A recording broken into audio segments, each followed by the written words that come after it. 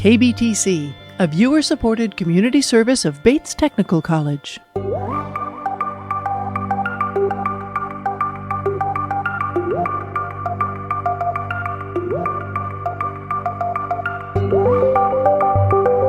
From KBTC Public Television Studios in Tacoma, Washington. Welcome to the Steve on the Street podcast, a closer look behind the headlines as public policy and current affairs impact the real lives of real people. Hello, and welcome to this edition of the Steve on the Street podcast. I am reporter and photojournalist Steve Kiggins. This podcast is produced by Northwest Now, seen on KBTC Public Television. Today's episode, we're talking about Alzheimer's. You know, for those who know someone suffering with Alzheimer's, really don't need an explanation as to what it is, but for those who don't, it's really hard to really describe what it is they're going through, especially what their loved one is going through. It's really a cruel disease.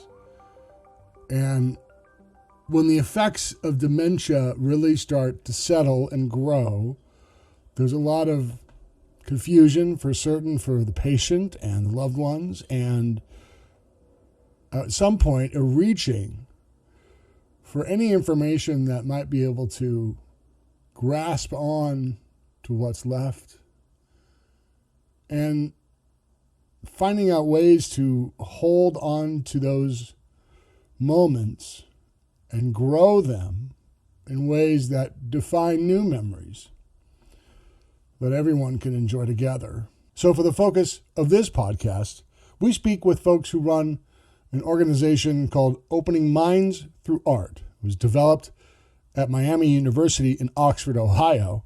And it really is quite simple to describe as an hour or two where folks suffering through cognitive decline and their caregivers, whether that's their nurse or their loved ones, their family members, sit down for an hour or two to listen to music, to dance, and create art.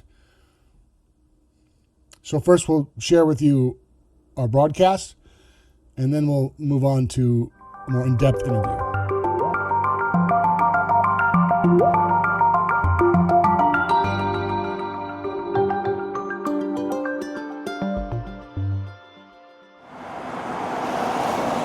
You are my sunshine, my only sunshine. I love to help people. I've always loved to help people. Inside Mountain View Community Center in Edgewood. But Nathan has a folder, right? See, Nathan? Instructor Lori Arndt uses music and art as a therapeutic tool, healing both caregivers and elders struggling through dementia. People with dementia can live a good life. The program is called Opening Minds Through Art. It uses music to stretch both muscle and the mind. Making art allows dementia patients a chance to stir their creative juices. It was developed at Scripps Gerontology Center at Miami University in Oxford, Ohio. I feel like it's important for them to be able to have something joyful to do. And numerous scientific studies prove the program boosts perceptions of quality of life, diminish distress, anxiety, depression, and anger. We continue to study the effect on students. So this could be traditional students, medical students. I mean, think about the power of understanding medical students who are eventually going to engage with this population. And it just starts. Yeah. Get away. Today is Ray and Judy Lopez's first time experiencing Opening Minds Through Art. Awaiting an official diagnosis, Judy says beyond expressing her artistic flair, just getting together with others makes her feel better. This is a good opportunity here, just getting me out of the house if nothing else. Isn't that pretty? Across the U.S. and beyond, Opening Minds Through Art has touched the lives of more than 6,000 caregivers and dementia patients. Program officials believe their classes can improve the lives of even more. They only need more funding to expand their reach. Its impact on everyone working in a long-term care organization is phenomenal. So we need more studies to document those types of findings.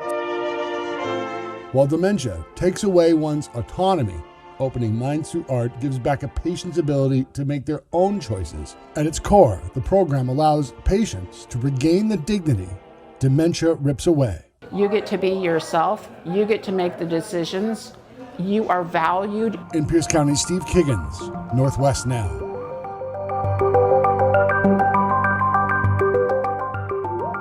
It really was an eye-opening experience. And when you sit through it, you kind of feel like you're waiting for the next shoe to drop, wondering what's the catch. But it doesn't really seem to be one. There really isn't a catch. It really seems to be that the approach is so simple. I mean, even children can understand the benefit and value of taking time to spend with other people and meet new people and build new memories. And that's exactly how the interim director of Opening Minds Through Art describes it, Dr. Amy Elliott. She was kind enough to join me for an extended interview to share the background of the program and to talk about its future. So here's Dr. Amy Elliott.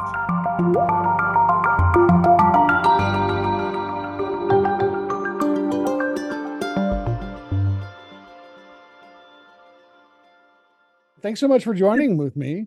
This program really is, there's so much more to it than I kind of read into it when I visited and saw Lori work her magic and work that crowd. How did you see it first for your own eyes? What was that like?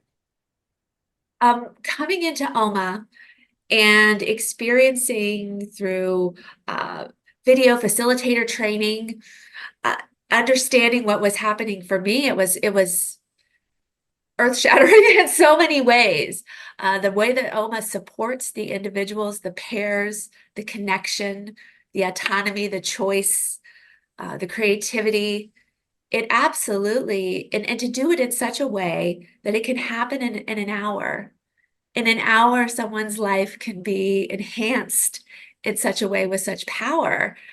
For me was, it was like, wow, this has been created with such care that the absolute impact is astounding. Astounding when it starts so small. And you mentioned to me earlier, this is worldwide. What does it look like today, the program around the world? What do those numbers shake out to be? So we have over 1,000 facilitators trained all over the world in about 28 states, in Indonesia and Canada. And these trainers go out and work in various locations. I mean, they're working in adult daycare, they're working in nursing homes, they're working in assisted living, they're working in the community. So OMA adapts to wherever it needs to be based on the trainers and what they're trying to accomplish and the community that they're working with. It's a wonderful quality of OMA that it can adapt to any situation as it works with our trained facilitators. So we have been working intensively. OMA is a part of Scripps Gerontology Center at Miami University. So obviously a lot of our work has focused there, and we have to date worked with almost 3,000 students and 3,000 older adults in Oxford, Ohio. So that's just sort of our local area. But as these trainers take it on and move out, they spread and disseminate OMA in all of these communities throughout the country and now globally. 3,000. So we're talking 6,000 participants around that number. Yes. For about an hour. Who knows how many of these Yes. workshops they participate in, but for each hour, I mean, the reality is that this disease is so cruel and really takes its toll on the survivors at the end. But this gives all of them really warm, deeply connected memories they could share. And it's not the same pattern of, now I can't put my shoes on. Now I have to have someone else help make my life as normal as possible. It's really quite stunning to see the smiles abound when I visited Edgewood. Yeah, it's amazing. When our founder, Elizabeth Locon, Lika, to the trainers and the volunteers and the participants that know and love her so well, when she created OMA in 2007, as an artist herself, as an educator, understanding the power of art as a connector. OMA's mission is building bridges across age and cognitive barriers. And we do it through this making of the art, this project, this interconnection. So the way that it's designed, again, allowing that connection between the person living with dementia and their partner, and allowing that person living with dementia, or empowering that person living with dementia, I should say, Yes. to make choices at every stage of this art building, and to create something brand new in what must be so challenging when you're so focused on the memories in the past and the things that you can't quite hold on to have this bright moment, this current moment, where through autonomy and relationship and choice, you're creating something beautiful and new that's unique to you. I mean, it can only be beautiful in all of its context. Right. Beautiful. Lori said she called it her sunshine. I love that. It is truly. And not to mention, I mean, this is studied seriously. Yes. There's a number of studies. I'm not sure what that looks like. Maybe you could share with our audience what's the science behind it. So right now there are over 13 published studies. The work continues, so we replicate the work in different. Again, OMA has adapted, so we adapt. So the initial studies around OMA, obviously, it was designed as an intergenerational activity initially. So studying what that means for the person living with dementia. So there have been observational studies. We've used some quantitative tools to see how the impact on the person living with dementia. And what those studies have found is that it improves quality of life. So that person with dementia experiences improved engagement, pleasure, reductions in things like depression and anxiety, all those good things. So we have those studies. And then again, those initial studies, and we continue to study the effect on students. So this could be traditional students, medical students. I mean, think about the power of understanding medical students who are eventually going to engage with this population. The goal is that they have an increased appreciation, decreased bias, increased, we look at something called the allophilia scale, which literally means liking of the other. So in this case, liking, understanding of that older generation, and in particular, these individuals living with dementia, and things like increased kinship, enthusiasm, engagement, appreciation, all of those good things. We see it, we replicate it, Steve. You see it time and time again, that it increases those feelings, that understanding, and also things like understanding dementia and appreciating what's happening, and having an increased empathy for individuals living with dementia. And those were sort of the initial studies. Now, of course, we're branching out and looking at caregivers, because oftentimes the person that's working with that person living with dementia is a family member, a caregiver, a volunteer. And what those initial studies around those partners have found is that it decreases things like burnout. You know, that very important factor when it's so challenging for those individuals. Imagine the stress with the person you love every day. What's an activity that we can do together where we're creating something new, and we're bonding and connecting in a way that creates beautiful memories, new memories, and again, that daily presence, the presence in the present moment. Those are the things that we're starting to look at as well. It's almost kind of, if you step back, this is kind of my opining here, but beyond just the music and the art, it almost is like a gift of dignity. Yes, absolutely. Because when someone's living with dementia, oftentimes, you know, and depending on their environment, obviously, if you're living maybe in a long-term care environment, we found that there's reduction in choice, reduction in autonomy, reduction in relationship, even though those are the things that can create quality of life, that can connect us to our core selves. We're still here. We're still here. So the beauty of this, you know, just, it seems so simple, but the layers of what and it also seems so intuitive. Like, of course, this is an amazing thing. It seems so intuitive, but, you know, creating the research to support it essentially is so important for for others to understand and to adopt, and for the dissemination, and to make sure that this is something that's available to as many people as possible, because it's so impactful. That, so we have to create that research foundation. But in a sense, and I think you probably know, Steve, after seeing it, it's so intuitive. That Right. connection. I sat in this class for an hour or so, and it was a little longer. And I was waiting for the other foot to drop, right? Like, where's the catch? There is no catch. It's really spending time Yes. with new people, new experience, new creation. Yeah. This is what we teach children. Yeah. And your studies prove again and again that this has a deep impact on everyone involved. Absolutely. What do you take this next? Where do we take this next? Oh, I love that question. So again, as a researcher, one thing that's always important for us to do is replication. So Lika has, over time replicated these results. We want to continue and build and grow.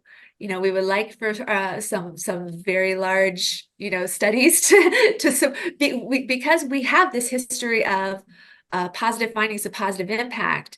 Again, the more that we can build our research agenda and base will help, maybe government support, more provider support, all of the things that traditionally, if we're honest, can be barriers in long-term care, challenging for providers to innovate and do new things.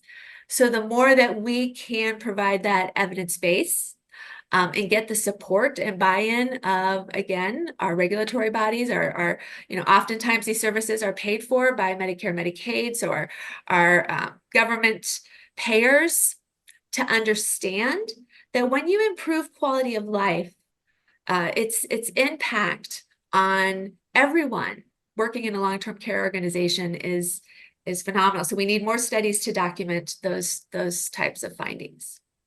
And I'll tell you, near the end of that session that I participated in, there are maybe, I think, 12. That's a roundabout number. What was weighing on my mind was how many more families don't know anything about this, I know. who are struggling with that disease itself, and those loved ones are, doing the hardest work of their lives probably, and don't know anything about these studies and the camaraderie and everything that happens there. The numbers must outweigh the 3,000 patients that you've worked with so far. The numbers must be really daunting, is what my thought was. And when it's something that's so, again, intuitive, easily implemented, and the power of what it achieves, we all deserve, no matter our age, whether we're living with cognitive impairment or something, we all deserve the opportunity for connection every day. We all deserve the opportunity to create every day, choice, autonomy, build relationships, be present in the single moment. And this is a way to do it that's, again, the implementation cost is low, the investment is relatively low, and then the impact that it can have across years, across individuals. And again, not just for the person living with dementia, but for their partner as well. Across careers. And the people that, our facilitators will tell you that, just like Lori, I'm sure did, the power of this in their lives. So our experience, again, and some of our studies have been mixed methods as well. So we have lots of qualitative data to support the quantitative of the power of this, but just anecdotally, what facilitators, volunteers, participants share with us is we love OMA. More OMA. So yes, finding a way to disseminate and to achieve that awareness is key in what we do. Even the interview is a joy. I mean, everything about my interaction with your organization is like a light bulb moment, right? And then just joy. I mean, I don't have many more questions for you. Consider this an opportunity for an open mic in front of a broadcast television camera. Is there something that we haven't talked about that you'd like to now? Well, when you said, Steve, that the light bulb goes off, Yeah. I think one thing that we find in person-directed living is that when the light bulb goes off for someone, it never goes off. Or when it goes on, it never goes off. When you want to share that too. Like, can you believe this is a thing? Like, you say it's intuitive. I mean, no kidding. It's intuitive, spending time with people, meeting someone new, trying something new, enjoying each other's company. This is the essence of life itself. It's beautiful. Yeah. And so now your light bulb has gone on. Truly, absolutely. It will never go off. You'll be talking about this, for months, maybe years to come, this experience, because I think for all of us that experience it, we want it to be part of our daily lives. We want it to be part of how we consider our futures. And it's part of caring for each other. Again, people living with dementia deserve all the opportunities that we do. And so if we can uphold that, if we can promote it, if we can enhance it, the things we're doing for our communities is completely, accelerating the joy of life in our communities. And I think that's what Alma is all about. It's about joy, and it's joy we all need right now. Yeah, you hit the nail on the head with that. Yeah. Absolutely. Yeah. Okay, thanks so much for joining with me. I appreciate your generosity sharing so much time. Oh, Steve, thank you so much for going out and exploring this and sharing with others.